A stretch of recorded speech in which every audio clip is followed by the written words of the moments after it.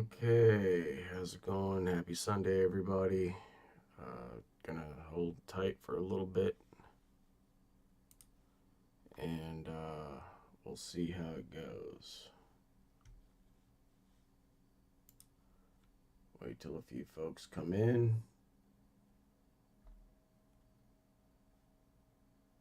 Trying to get this Rumble thing right.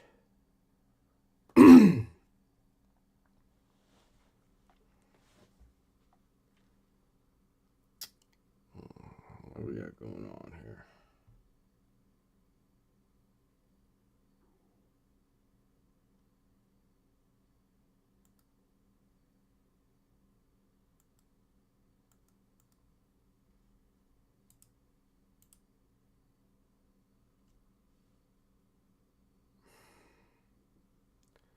Great.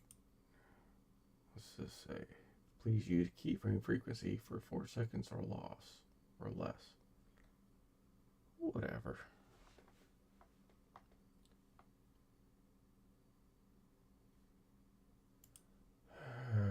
Okay.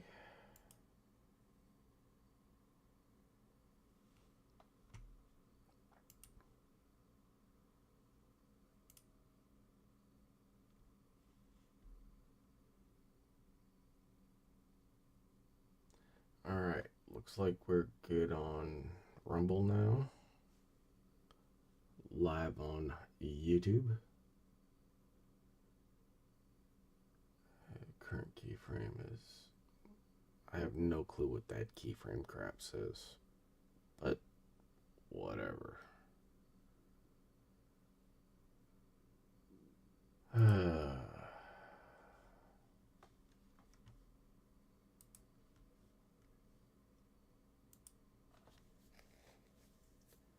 Alright, go ahead and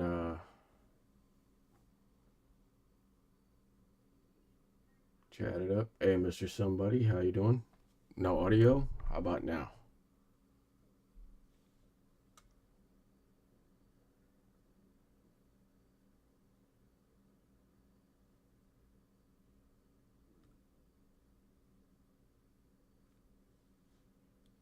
No audio. Awesome.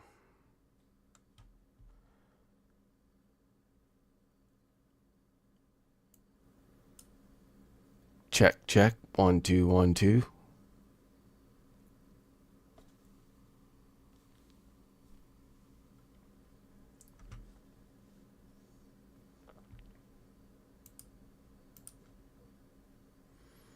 Hey, hunting stuff. How you doing, bud?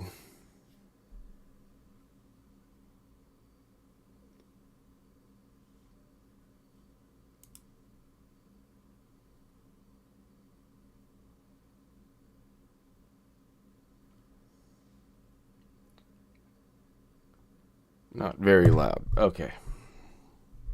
Let's try something here.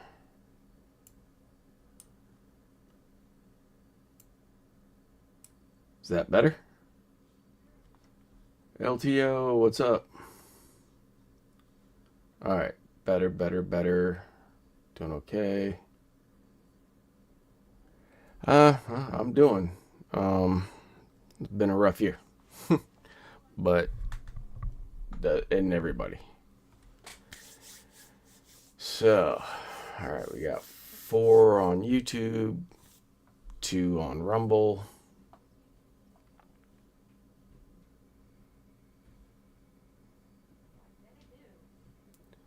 Don't forget to hit that thumbs up, subscribe, the whole 9 yards. Y'all know. Excuse me.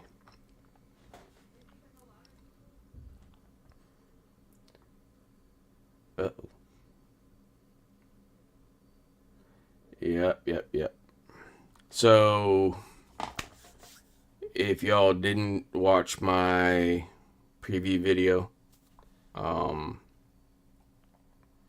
of wanted to start a new thing every Sunday.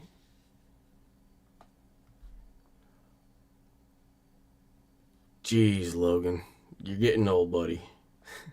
Nah, actually, I'm getting old. Yeah, my daughter just started her senior year too, so um the whole premise of these lives every Sunday are going to be updating outdoor news, going over some things that I find in the news, and whatnot like that. So,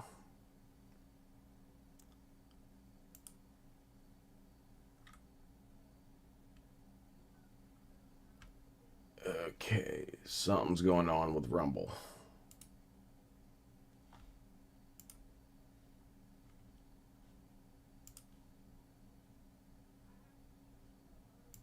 Says I'm offline. I don't like this.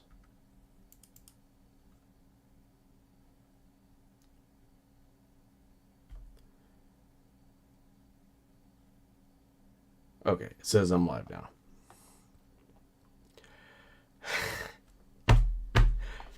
Yes, there is on stuff. So for those of y'all that don't know, I grew up on a sugarcane plantation in Hawaii. And that is not a machete, that's a cane knife. A lot of people don't know the difference, but that's the difference. Okay, nice bellied, whatever. And that is what I use to chop my way through the woods. With that being said, when my granddad passed, he worked on sugarcane plantation for his entire life, from when he was 13 until he was 68, I believe. And he had had the same cane knife his entire career. Replaced the handle about 18 times, but excuse me, still kept the same blade. So unfortunately, after he passed years ago, I wasn't able to get his cane knife. Family member had used it and never brought it back. So somebody bought me a cane knife, and now it goes everywhere. So it's in my truck at all times. It's with me if I'm out in the yard, and it handles snakes pretty good. Which leads me to our first story of the day. And we're going to be going by local to North Carolina. Boy 4 bitten by a venomous snake, but nursery staff didn't call for help. Go figure. So a family have hid out at a nursery after their son was bitten by a snake, and staff had allegedly failed to call. Yeah, I know hunting stuff. Internet vet, hey, welcome, bud. Child was bitten by a copperhead while playing outside in the sand pit. New Beginnings Child Enrichment, and that is in North Carolina. I believe it's out by your area, Logan. Child that ended up being good, but there has been a flash epidemic, I guess you could say, in the state of North Carolina recently with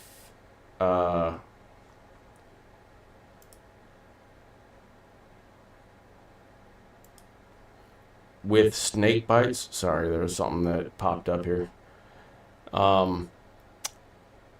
In fact, for those of y'all who don't know, back in the day of the Animal Planet channel, there used to be a show called Venom ER. And that show took place at East Carolina University Health Center, which is in Greenville, North Carolina. And about an hour north of me. So, yeah, we got a lot of snakes. Yeah. Um, Interestingly enough, Logan, we haven't had a whole bunch of copperheads, but what we're getting by me is a lot of moccasins. But the moccasins we're getting don't look like regular moccasins. They look like a hybrid of a copperhead and a moccasin, but apparently it's just the genetics in my area, and they're extremely light. And then once they get to about 5 foot long, then they will turn around and start getting the infamous dark color. So, but yeah, there's been quite a few snake bites in North Carolina, which comes up to the next story. Increase in snake bites in central North Carolina. Here's why. Recent years, doctors in central North Carolina have noticed a troubling pattern. More patients are arriving in emergency rooms with snake bites. Some hospitals surpassed last year's totals before summer even hit its stride. Ooh, what'd you do? Yeah. Stupid thing. Okay. And Poison Control Centers for confirmed trend. Blah blah blah. Typical. North Carolina records some of the highest venomous snake bites in America, averaging 10 to 12 per 100,000 people. And mind you, we are a state of a few million. So just keep that in mind. Yeah, exactly, Logan. It's. I'll get to that here in a second, but snake bites are no longer confined to isolated hikes in the woods.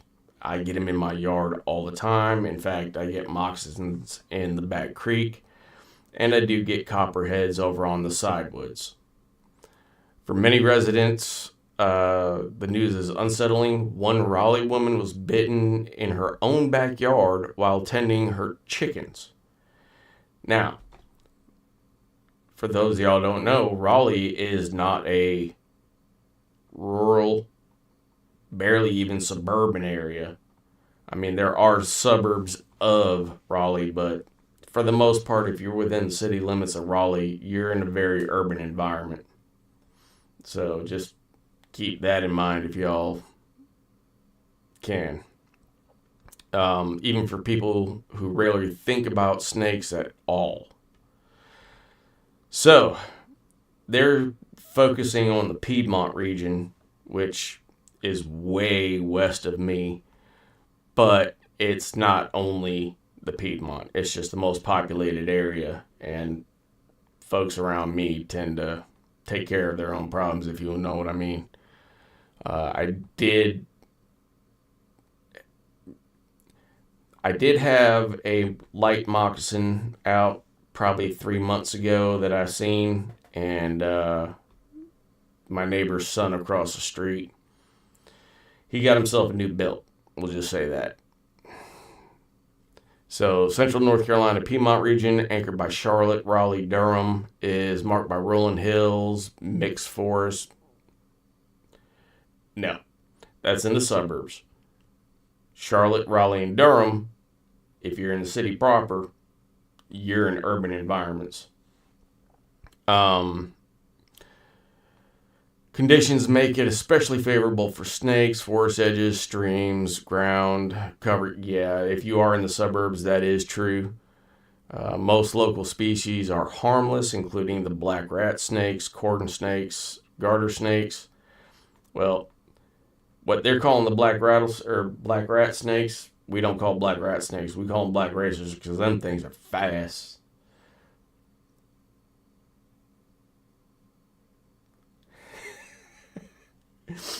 Yeah, my daughter's high school has the same thing. But along with copperheads, you get cottonmouths and timber rattlers. Out by me, you can add eastern diamondbacks to that. So right there, you can see a rat snake, typical in our area. North Carolina's climate has always shaped snake behavior. Duh. I mean, we are swamp state. You know, timing puts people at risk. Residents often do yard work or walk at dawn and dusk to escape the heat. Very hours that copperheads and moccasins are active. Overlap fuels surprise encounters. Snake in flower bed, coiled up. And as I was researching this, found a couple of pictures of folks that were surprised at something in their flower bed. Needless to say, it was that. So, I know not everybody's got copperheads, but they're real common around here. So, especially if you're in the South, be very careful. Snake habits. Watch where you're stepping. If you're out in the woods in North Carolina, for God's sakes, at least have on some kind of boots, not some flip-flops. As you can see, that's what happens when you wear flip-flops right there. That ain't pretty and it ain't fun. So, but after that,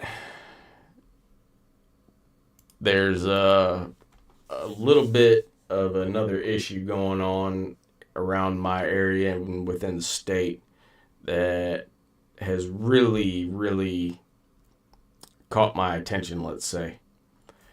And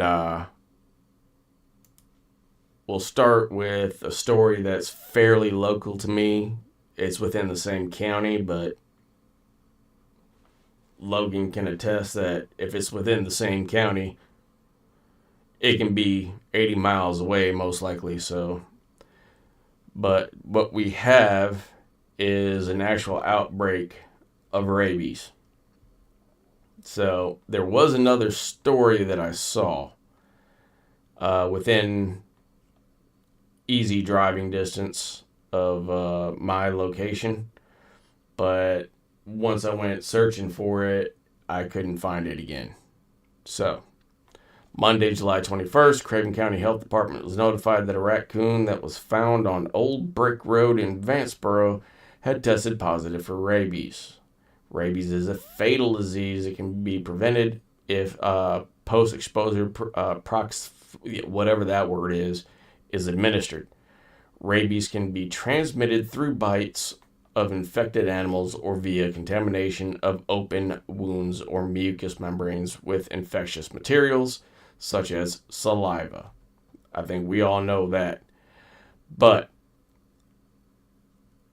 there is an epidemic going around in North Carolina, and I have also heard of rabies cases escalating in South Carolina along with Virginia.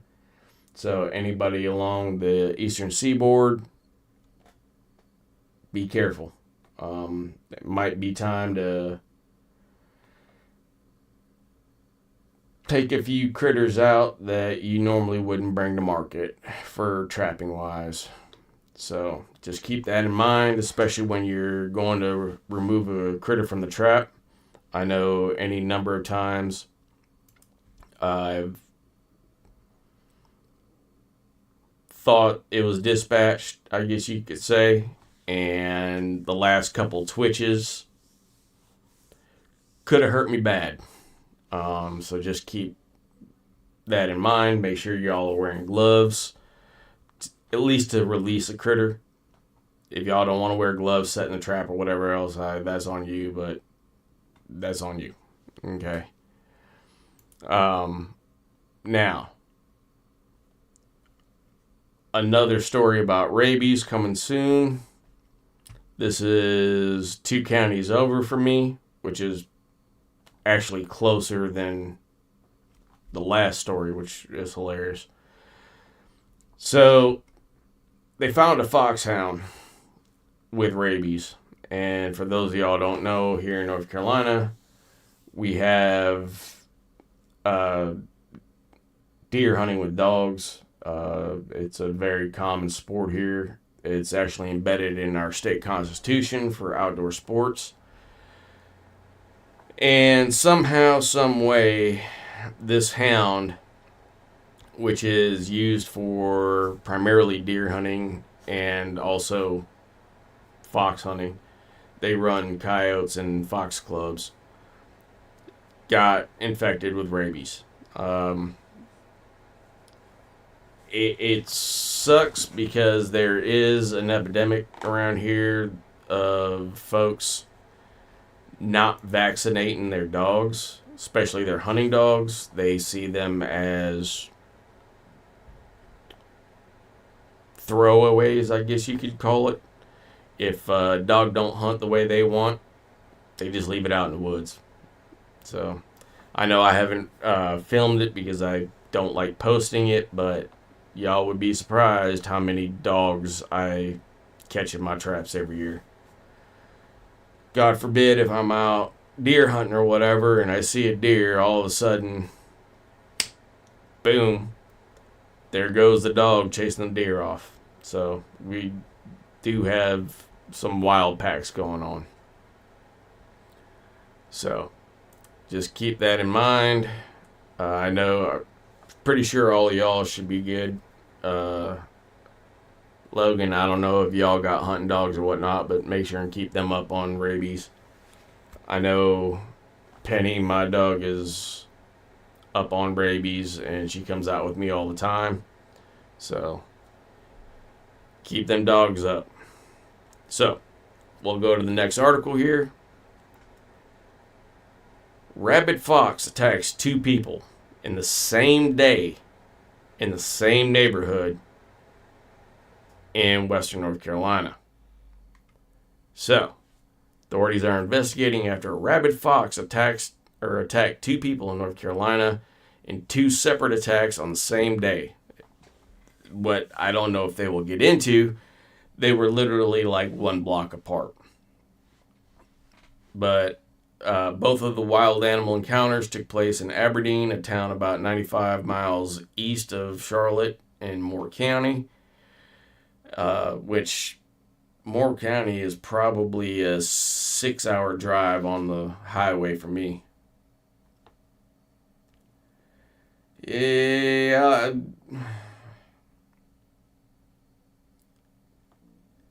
Hunting and stuff, you don't know. So, Logan, I'll get to that here in a minute. But according to the Moore County Sheriff's Office, the first animal attack took place about 8:05 a.m. on Monday, August 11th, along Midway Road. Involved 1 person being bitten by a fox.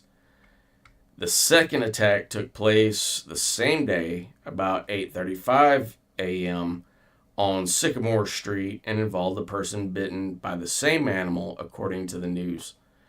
Animal Services deputies were called. Fox was taken and later tested, only to be positive for rabies. So, both persons were getting ready to leave for work that day, and they received the treatment that they needed.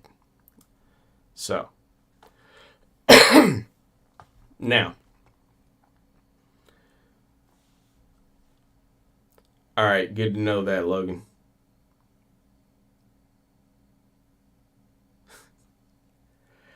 Hey, any dog can be a hunting dog. My dog Penny ain't no hunting dog. She's a trapping dog. She likes to go and sniff things out, but when it comes down to it, she's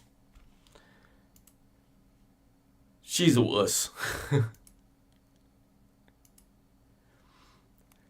Okay, so your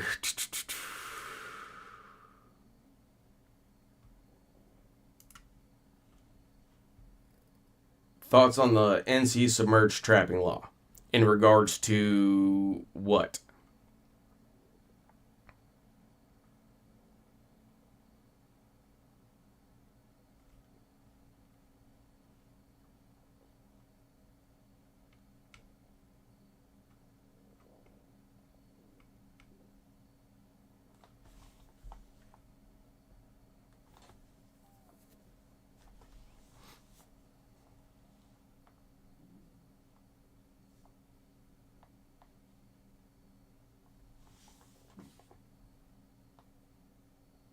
And I will go ahead and pull that.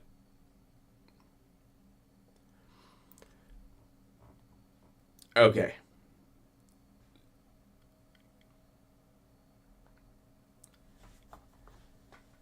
So, here's the thing. I check my traps every 24 hours regardless. Okay? It even if it's a conibear, if it's a drowner set, it doesn't matter. I am out there every 24 hours and I'm checking it. And I'll tell you why. You know as well as I do, we can get a heat wave in December in North Carolina that goes up to 90 degrees.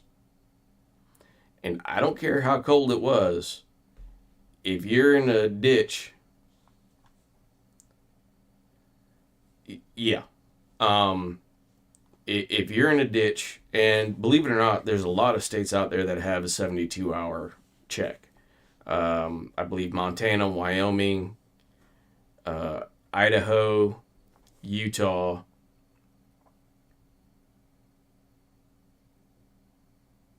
and a couple other states actually have not only a 72-hour check for drowning traps, but they have a 48 or 72-hour check for your main land traps. Okay. But for us, the main problem is this. As it stands already, I lose traps and I lose critters within 24 hours of alligators. And all that's going to do is that alligator is going to swallow that trap or whatever it is and is going to kill the alligator. I hate to say it, but that's within 24 hours. Imagine if you got a raccoon on a drowner, that's been there for 2 days. That gator is going to go after it real, real bad. So, and this is what you're talking about right here. Okay? Every trap must be visited daily and any animal caught therein removed, except for completely submerged conibear type traps and submerged trapping systems, which must be visited at least once every 72 hours and any animal caught therein removed. Again, just because it allows you to wait that 72 hours doesn't mean you have to. So, in reality, you can go check your trap every 6 hours. Probably not going to get nothing, but you can check it every 6 hours. Right. Now, as I said, a lot of the northern states especially will have a 72-hour check on water sets, especially drowning water sets, because they have the weather to hold that critter. On top of that, they don't necessarily have the gators like we got down here, right? So they're going to sit there. The critter's going to be good. Was it last year or the year before? I posted the video of catching the gator in the 330. That was not fun. It could have gone real, real sideways. Especially, it was a conibear underwater, right? So, if I'd have waited 72 hours for that gator would have drowned itself. So, again, it sucks that we have to do every 24 hours in some situations, don't get me wrong. But with the amount of bears and gators we got here, it's just detrimental to them if you go longer than 48. But again, I understand that there are some people that run into instances when they cannot check that trap every 24 or every 48 hours. There's been a couple times when I sat there and lo and behold, something came up and I needed to wait another day. So, do I agree with it? I understand it. All right. Whether I agree with it or not is irreparable and non-poignant, I guess. So let's go ahead and go on to the next story. And there's a couple stories that kind of key into each other here. So, Ocracoke Island is going to have, or already had, a workshop on behavior of coyotes. Now, for those of y'all who don't know, Ocracoke is literally an island. Okay, there's one road, one bridge connecting it to another area. And that's the only way a coyote can get onto that island unless it swims. Try to figure that one out. Now, a couple years back, I got called by a condo association. And they were having a problem with coyotes. It was way, way, way out east on the coast. Town called Morehead City. It's on a fingerlet there, so I was gonna go, And then as soon as I started looking into it through the city and through their county, nope, their animal control officer or whatever literally told me that I could not dispatch, or it was illegal to dispatch a coyote within city limits. But they were going to force me to get a license so that they could inspect me to contain a live coyote. And guess what? Earlier this summer, they had to pay a national, I guess as a national trapper or national company, to actually come into that county around the same area to help dispose of some of these coyotes, because that's how rampant they are. They are literally crossing saltwater. So when folks say, "Oh, coyotes ain't a problem," okay. There's a lot of folks sitting there complaining about, their dogs going missing, or the neighborhood cat that they fed. They ain't seen it in a month. Well, guess what? That neighborhood cat that used to get all of them rats and mice and whatnot, they got taken by a coyote, and the coyote's not getting what the cat strung up. So, all right, so here's the next one tied in, and this one's a little harsh, so watch out, but there is an actual picture. And once I tell you about this, y'all are going to laugh. So, mangy coyote in Trent Woods prompts response from local authorities and wildlife officials. Now, I hope y'all know, that's obviously a mangy coyote, right? You would be surprised. And mind you, I took this article from the local news station here in Eastern North Carolina. But the original article I saw was on is on MSN.com, and you would be absolutely stunned at what some of these folks were commenting about this coyote. It surprises me that some people made it past childhood, but whatever. Craven County Sheriff's Office Animal Protective Services is aware of a mangy coyote in the Trent Woods area. Trent Woods Police Department in North Carolina are also aware of this coyote. CCSO wants to remind residents, and here comes the funny part, residents of the difference between mange and rabies. Mange is caused by mites and leads to fur loss, scabs, and irritated skin. And if y'all have been paying attention, they're pretty much talking about having a La Nina this year. So this coyote's not going to make it. I hate to say it.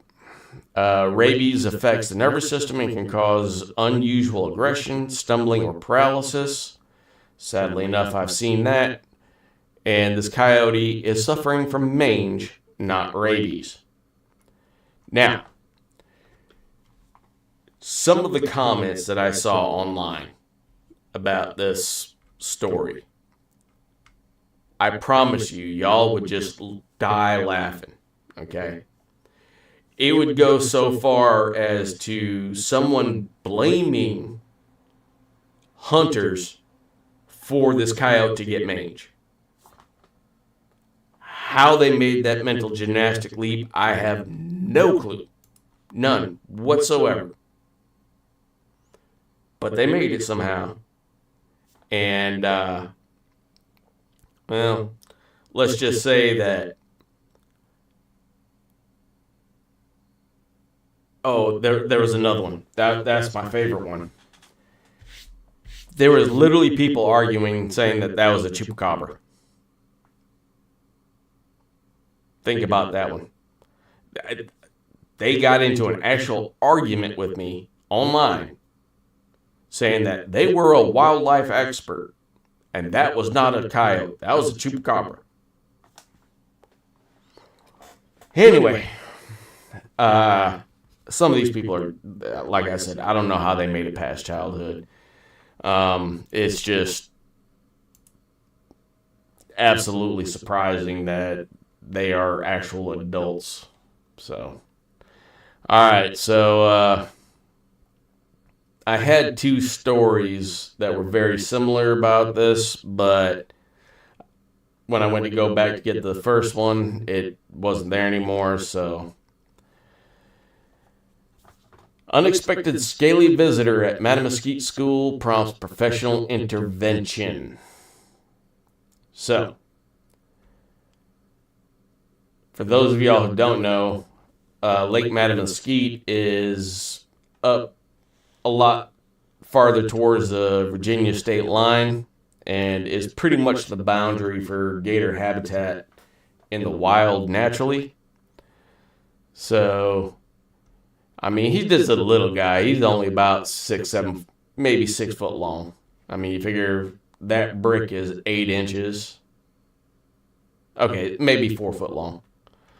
But unexpected scaly visitor at Mattamuskeet School attempted to register for pre-K despite the class being full, prompted the school to call in professionals for assistance. The school stated, "We regretted to inform him or her that our class was full and cannot accommodate any more students." Although the alligator did not take the news well, school assured that there was no danger to the student and staff.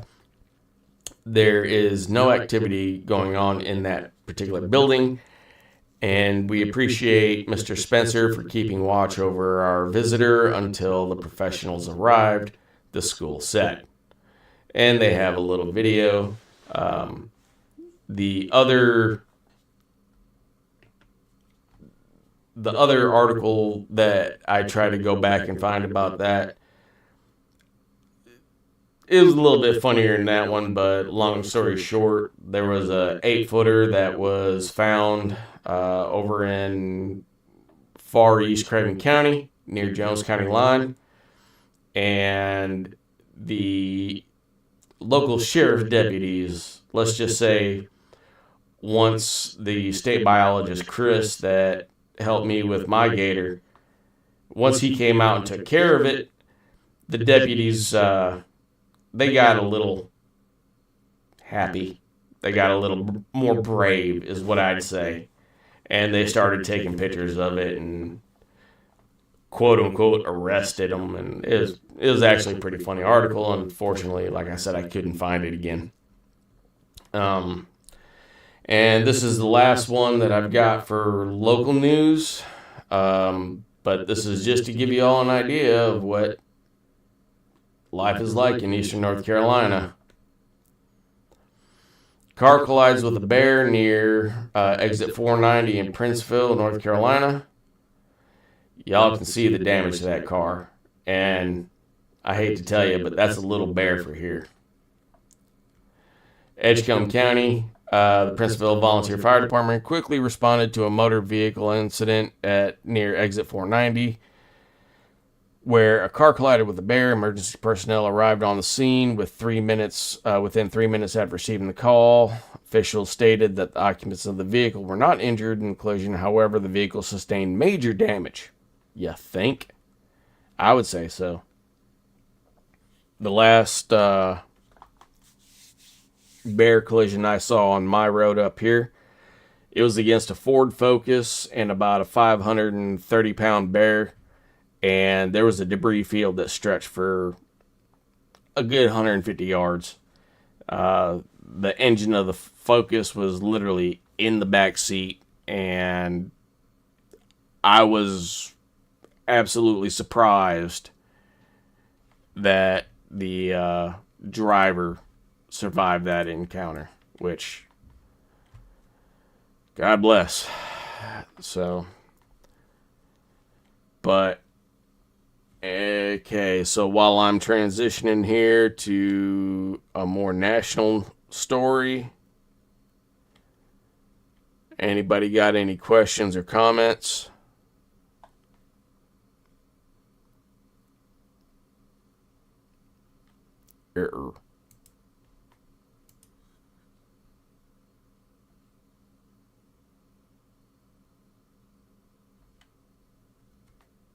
What happened?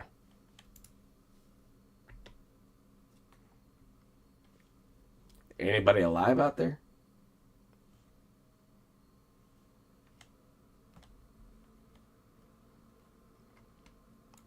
Oh, that link's dead. Great.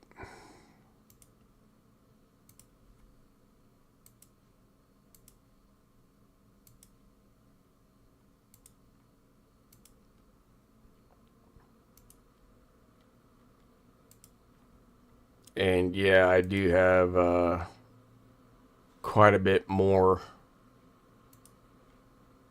national stories than I do local stories.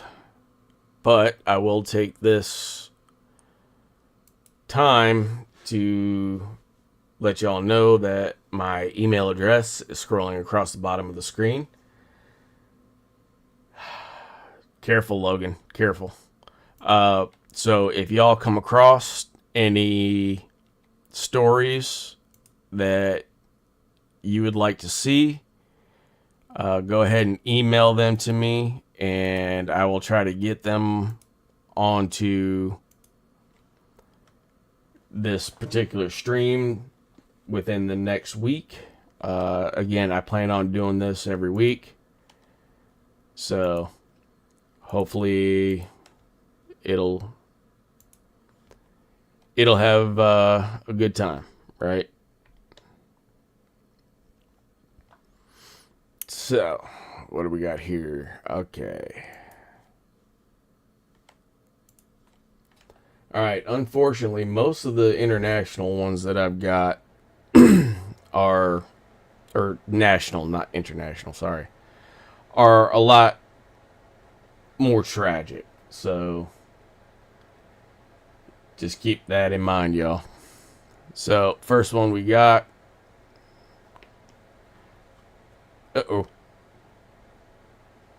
What happened?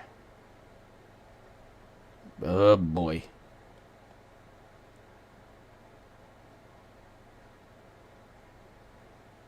Hold on.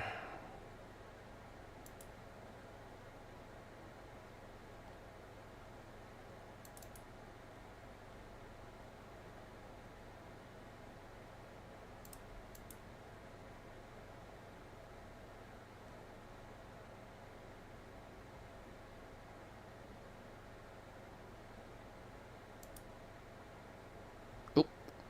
Wrong one.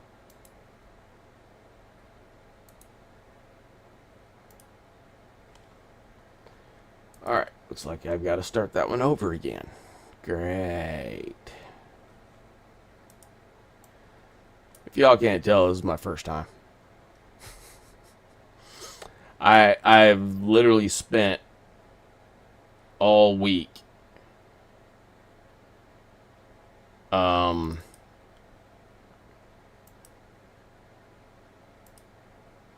okay, there we go. Trying to set everything up and you name it and etc. So it's rough.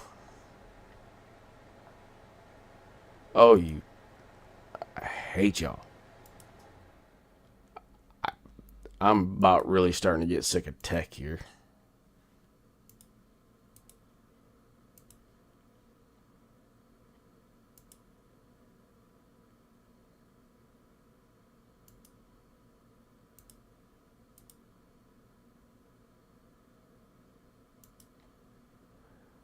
Alright, I guess we'll just probably do a short run of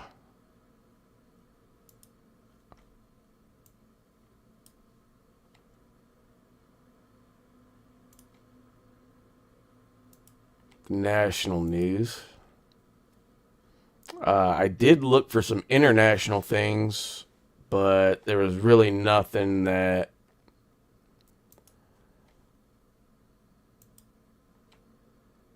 made me say that, oh yeah, I gotta go over that. So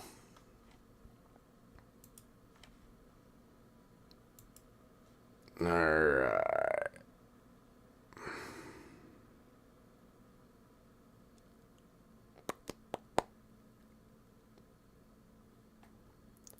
Did that one.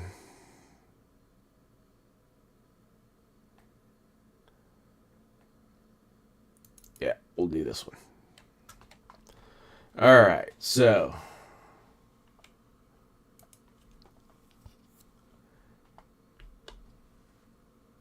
alright, let's pull this one up.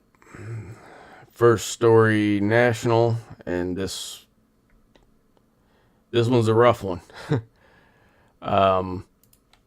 Mom of 3 attacked and dragged 100 yards by brown bear after stepping out of her home in Alaska. I don't know if y'all seen this one, but she was going out for her run, doing a little bit of exercise, everything else.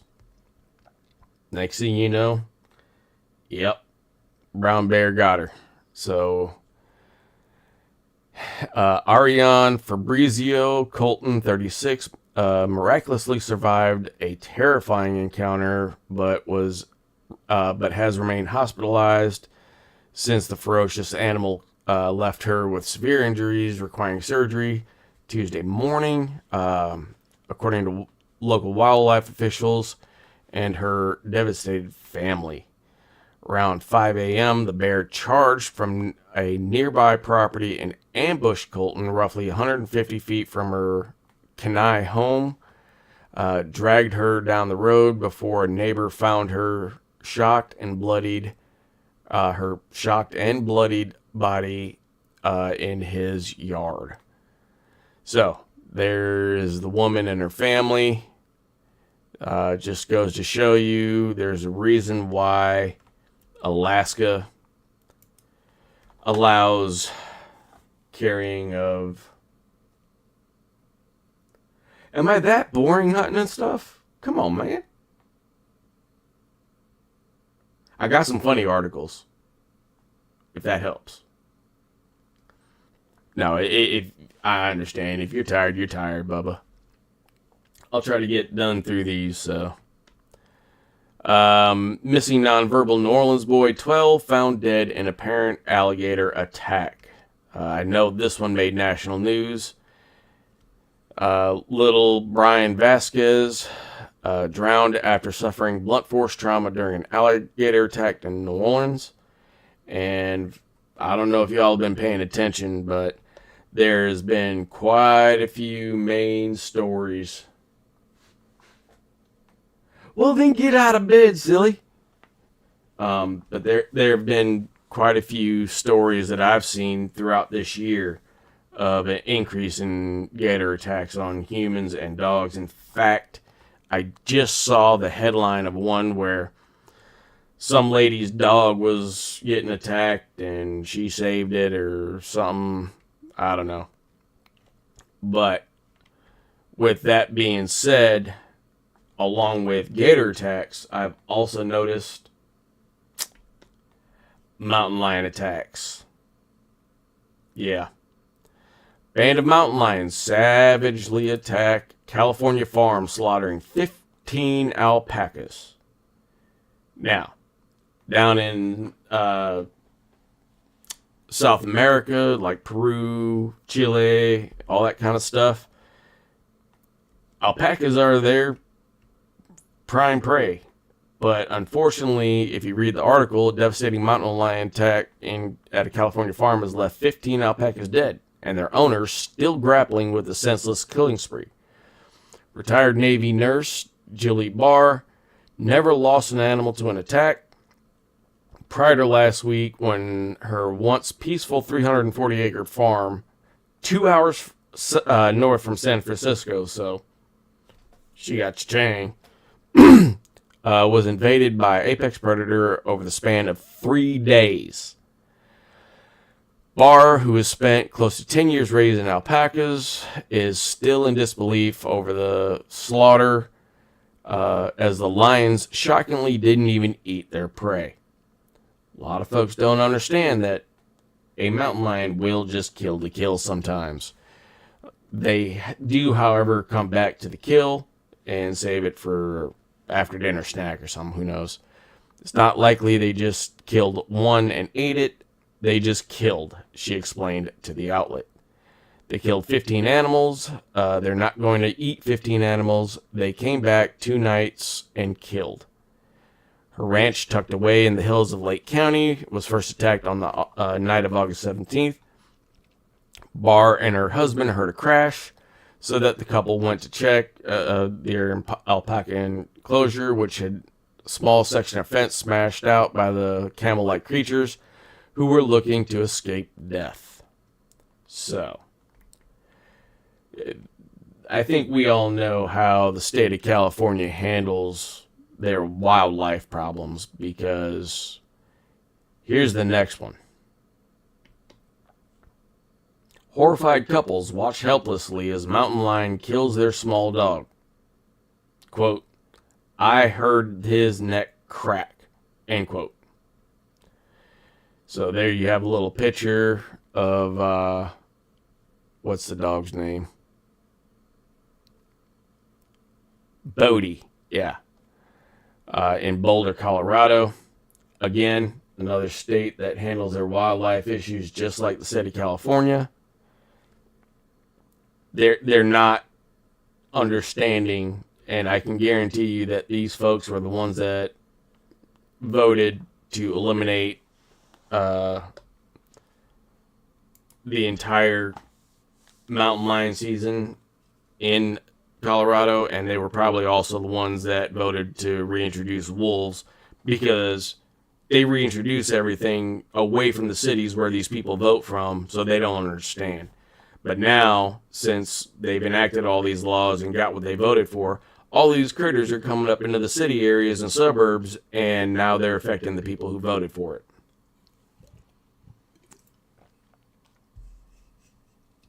Yeah, exactly, hunting and stuff. I've been there, done that, don't want to go back.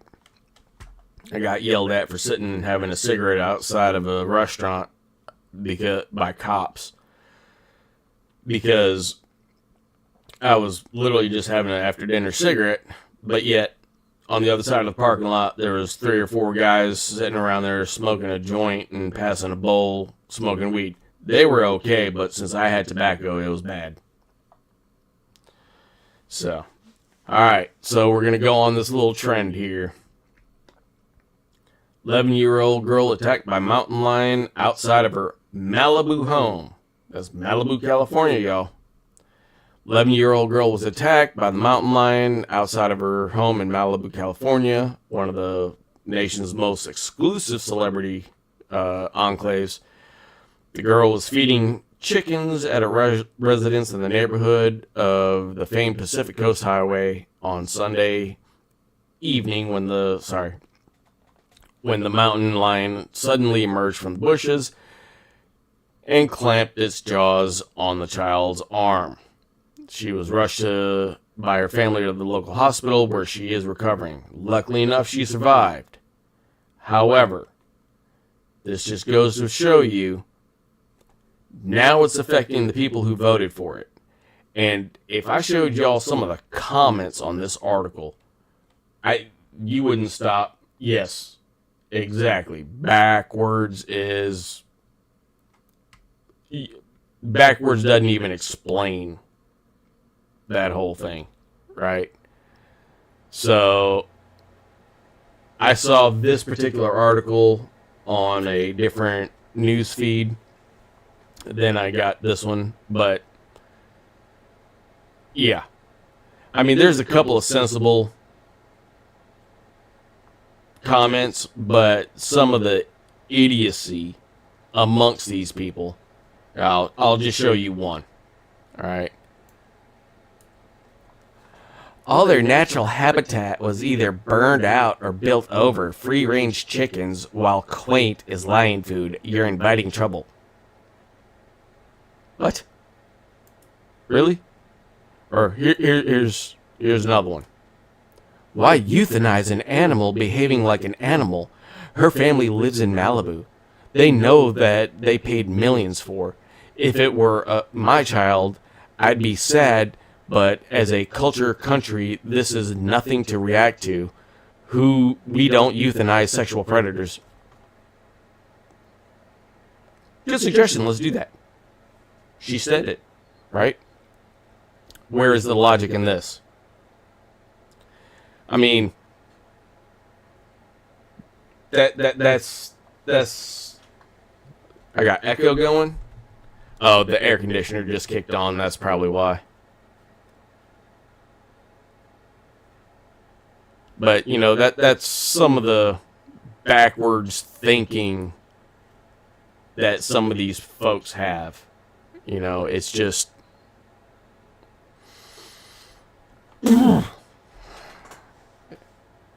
So, alright, next article, because if I stay on that one too long, yeah, I'm going to get worked up. 6-year-old boy dragged, attacked by wild coyote at California softball game. Okay, keep that in mind. This is an actual active softball game.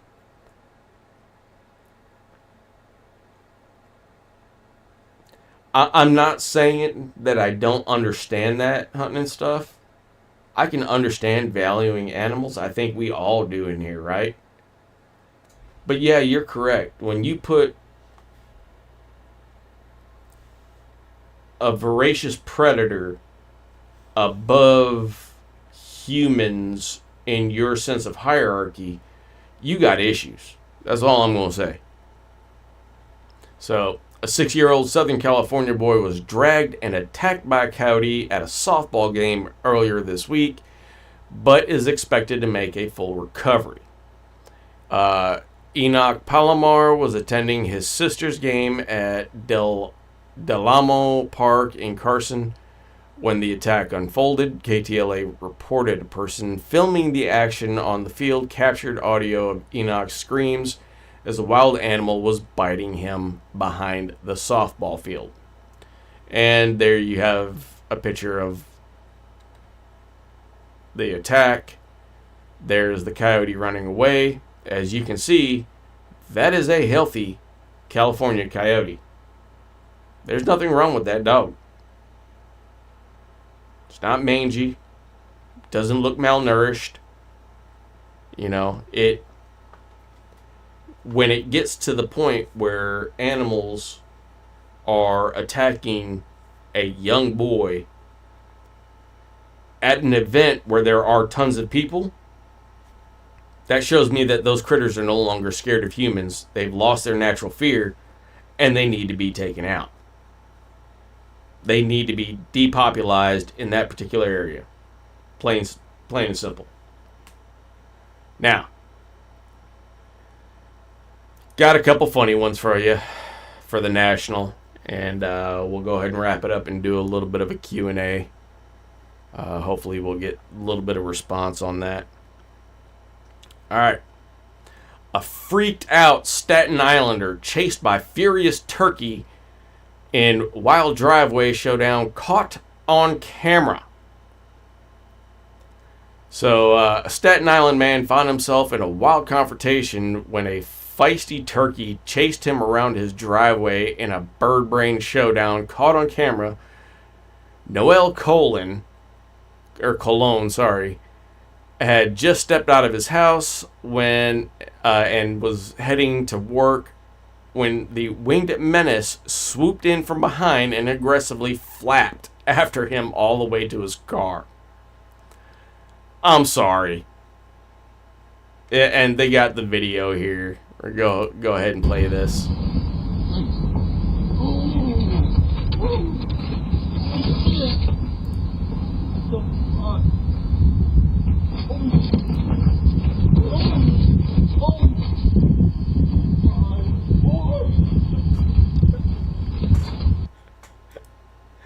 Oh,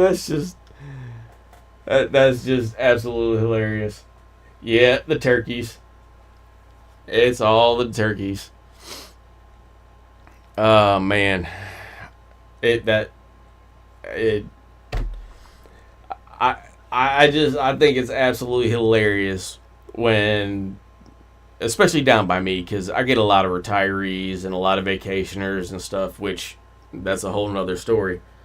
But they always act like, oh, I'm from New York City, I'm from New Jersey, I'm big, bad, and tough.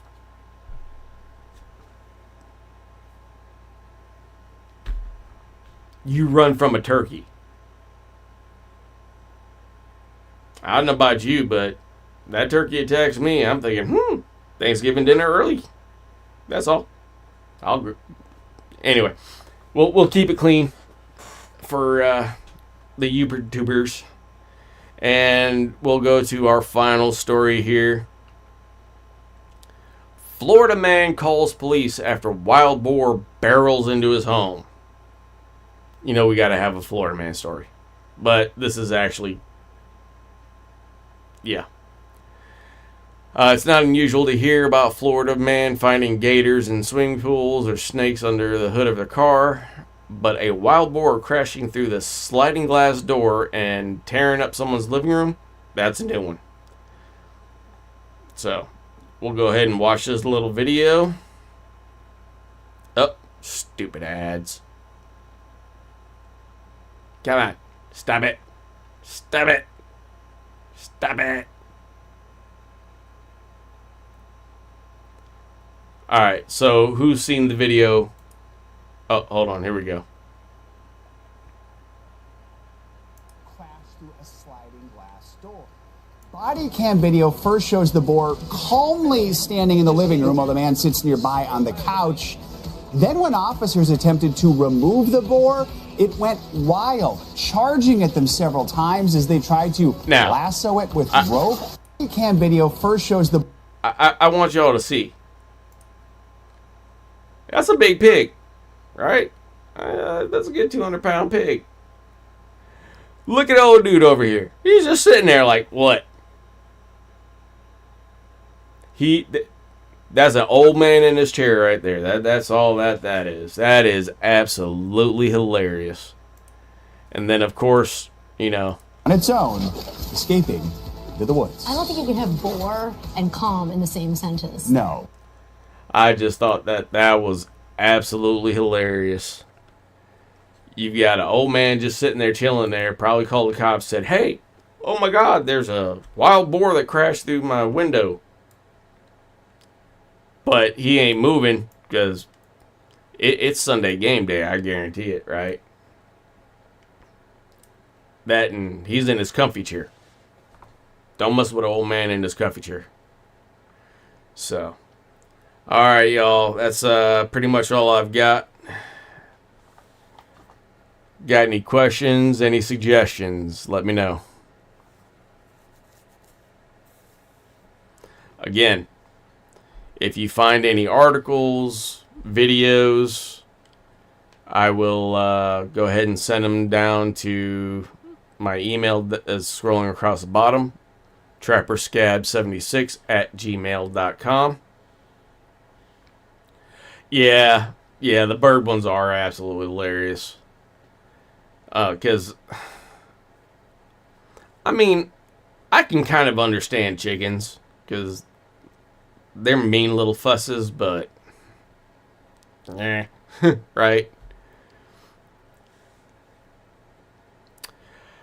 Alright, here we go, Logan. So, I don't know. I don't know how much I'm gonna trap this year. I'm really gonna be waiting for the weather to come through. If y'all didn't know, we actually start trapping season October 1st this year, which is the second year in a row. And it's usually not really good trapping that time of year for us. I know out in the mountains or whatever, they might be a little bit more prime, whatever. Beginning of November, I'm still dealing with moccasins and copperheads and even a rattlesnake every now and then. So I know that they're calling for a La Nina this year, and hopefully that'll bring in some good cold weather. And maybe I can get out there in the middle of October. Oh, thank you, Hunting and Stuff. But yeah, the actual amount of trapping I'm going to do this year might be a little limited. Like I said, it's just been a rough year. For those of y'all who don't know, my wife was diagnosed with myotonic dystrophy a few years back, and it's a progressive issue. So I've got to take into account what she needs here at the house and everything else, and I'm essentially her primary care provider, so got to make sure the old lady's good before I'm good. Yes, I am Hunting and Stuff, as long as I can find enough. Hopefully I'll get it good to, make it look or seem like a professional broadcast, I hope. I know right now my lights are all janked up because I'm casting a glare off my glasses, but it ain't easy. I will tell you all that. It is not easy. I've spent a week trying to get the right software and overlays and thises and that's and yada, yada, yada. And for those of y'all who don't know, I fix computer parts. Okay? I do it as a little side hustle, but yeah, I mean, well, y'all can't see in the camera, but I've got motherboards, I've got graphics cards, I've got all kinds of stuff to fix around here. So, hoping to get out beaver trapping in October. In your area, yeah, that wouldn't be a bad idea. It should be pretty good. I mean, come October, y'all are probably...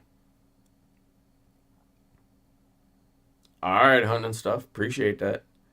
Come October, Raleigh area is probably good 15 to 20 degrees cooler than us on average. So, I mean, it wouldn't be too bad for y'all, especially beaver. I'd be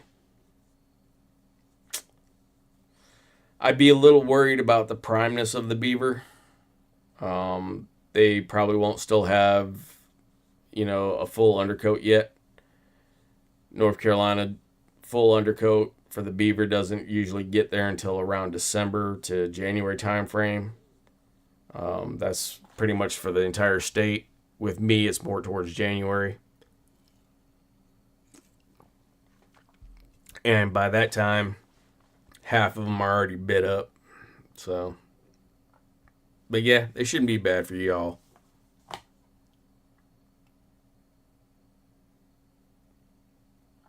So, all right, I got 15 folks in here. Only 3 of them have talked. Logan, hunting stuff, internet vet.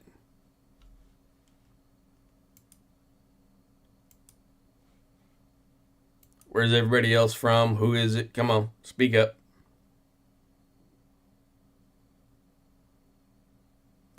And just to let y'all know, for my videos this coming season, I will be posting them on YouTube. However, after 1 week, I will be taking them down.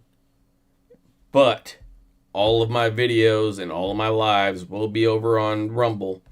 Again, at Scab Outdoors, same as YouTube. I have removed all of my videos from YouTube for the past 3 years and brought them over to Rumble. Let's just say I was getting a little bit of flack from YouTube for some of my videos. So, to prevent me being permanently banned, it's all over at rumble.com. So, I am streaming both on YouTube and Rumble. If y'all got another platform that y'all want me to look into, I will try to do that also. Again, this will be every Sunday night, 8 p.m. Eastern, 7 p.m. Central.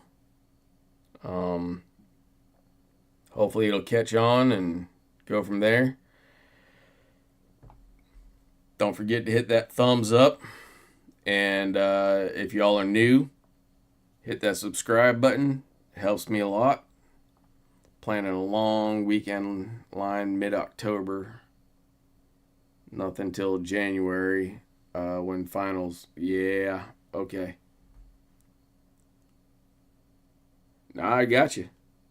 That actually sounds like a good idea, Logan. You know, it's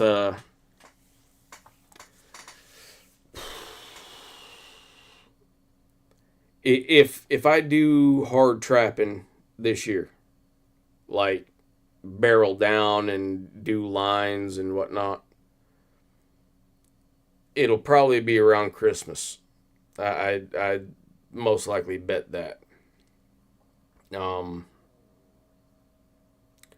I still want to go out to the Croatan and set some traps out there. I'm still hitting for my North Carolina mink. Trapper Bob, what's going on, sir? But yeah, that's one critter I ain't caught in North Carolina is mink. That's at least easily catchable. So I've never had a good luck with mink, so it is what it is. I can catch otter, I can catch beaver, I can catch coyotes, I can catch bobcats, raccoons, possums. Would like to try to get a spotted skunk, but they're just not around here. So, but yeah, that elusive North Carolina mink, boy, I tell you what. So, Trapper Bob, were you here the whole time, or you just rolling in?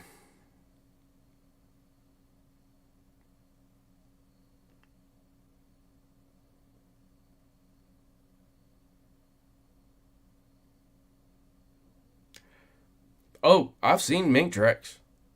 I've seen mink dens. I've set mink dens. No mink. I know exactly where the mink are, but whenever I get there, they ain't there no more. Okay, Bob. Well, long story short, every Sunday starting at 8 p.m. Eastern, 7 p.m. Central, 6 p.m. Mountain, 5 p.m. Pacific, I guess. I'm going to be doing a weekly outdoor newscast, I guess you could call it, podcast, newscast, I don't know. Whatever, VTube.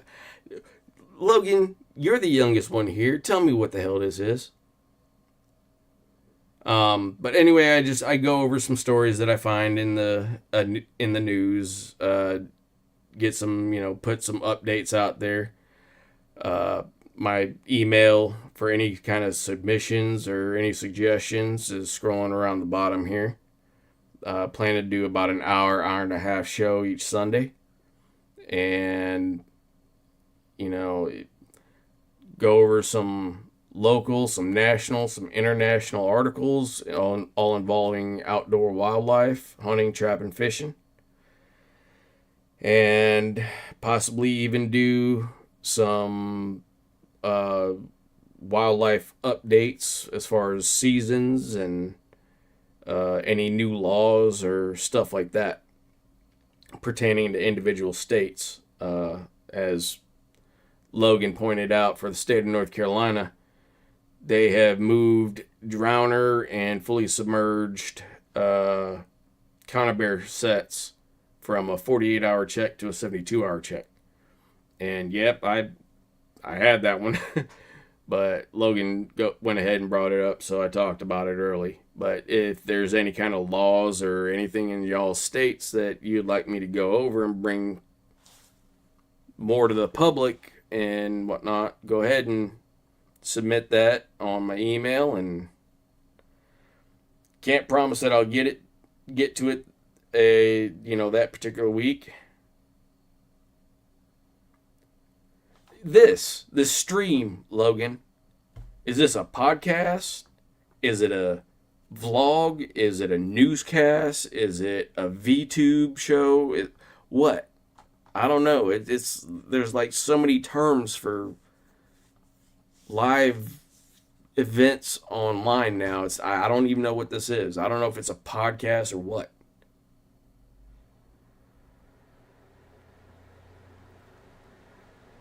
Streamcast, that's what I'll call it.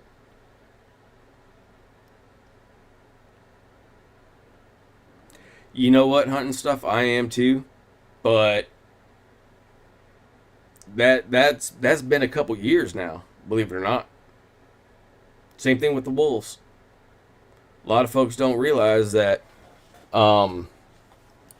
Colorado passed the wolf reintroduction 6 years ago, I want to say. And then all of the above. Thanks, Logan. You're a lot of help, son. And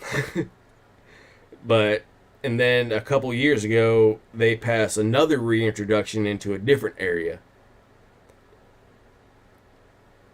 Podcast. Okay. But there is an actual, I want to say state senator. You're starting on skunks? Okay. No,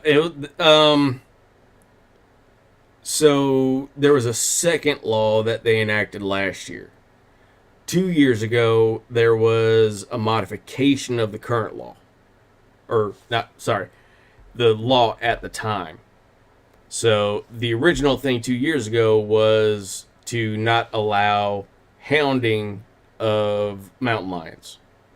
And then immediately after that, then they just essentially outright disallowed lion hunting in the state of Colorado. There is a way in which you can hunt lion in Colorado, but they made it so cockamamie hard and ridiculous that it's functionally not able to be hunted. Right? But there is I want to say state senator or state congressman in Colorado that is actually trying to get a law passed to reintroduce wolves and mountain lions into the city of Denver. And lo and behold, it's not getting any traction. I wonder why. So,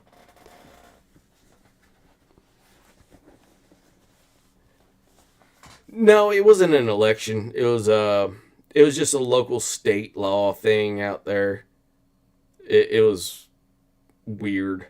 It was Yeah, I think it was a state congressional law.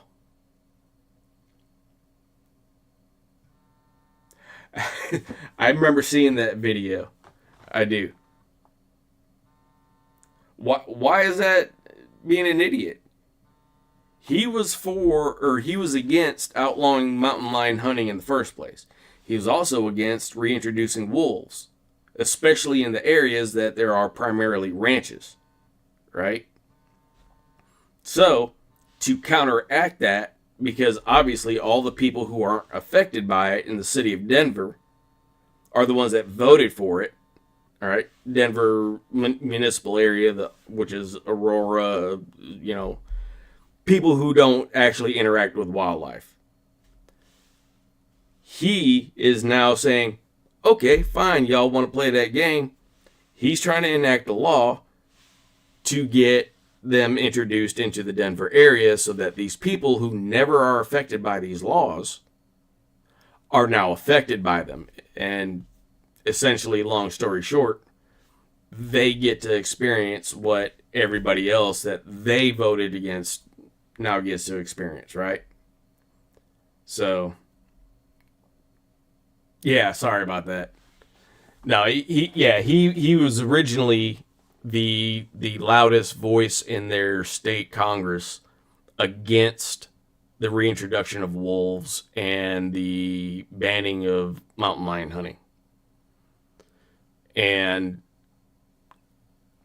again, he got called every name in the book, went through, and now the state of Colorado is going almost bankrupt, from what I understand, having to pay for livestock loss from all these wolf and mountain lion encounters. So, but there was that one story of the mountain lion in Colorado getting that suburban couple's dog. So you're starting to feel it a little bit.